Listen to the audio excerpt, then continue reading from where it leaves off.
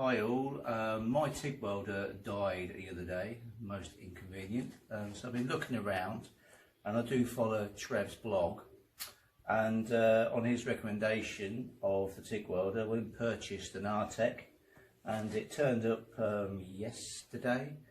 Had a bit of a play, but now I'm going to actually abuse it today and weld some bit of scaffold that's going to be going through my beetle, and see how it copes. I'll let you know how I get on. Obviously this is only a 160 machine and this is quite thick, so I'm going to have to do a root pass and then a capping just to make sure it holds it, but we'll see how we get on.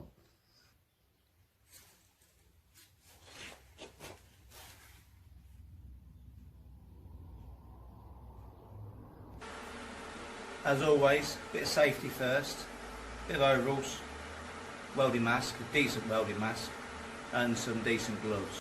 Okay, this little bit here was TIG, and I think I was being a bit ambitious TIGging this because of what it is. So I converted over to stick and did a couple of passes. It's not my best, but it will certainly do holding this together. And then here, if you like to come through. Okay, this is just pure stick without going over any TIG weld, and so it made a lovely job there.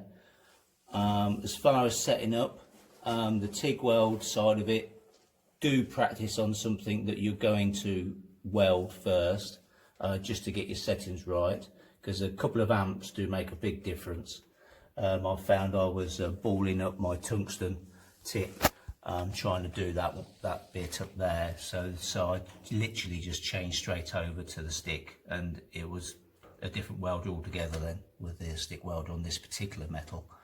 So yeah, but love it, absolutely love it. Brilliant. With the TIG setting, I did start at about 150, then knocked it back to 120 because it was literally boiling up my tungsten. And then when I realised that the metal that I was welding probably wasn't the best, being scaffolding tube, I thought let's go over to stick and see how that performs. And with the stick it probably set it and ran at a 90 to 100 amps, what we got out there, which was great really. So what do the settings actually do? We obviously got your current amps. This is for your pulse setting.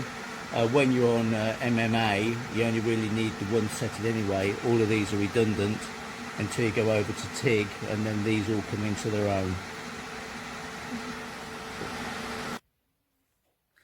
The torch that comes with it standard is a 26, which I really love as a standard fitment, a nice bendy head.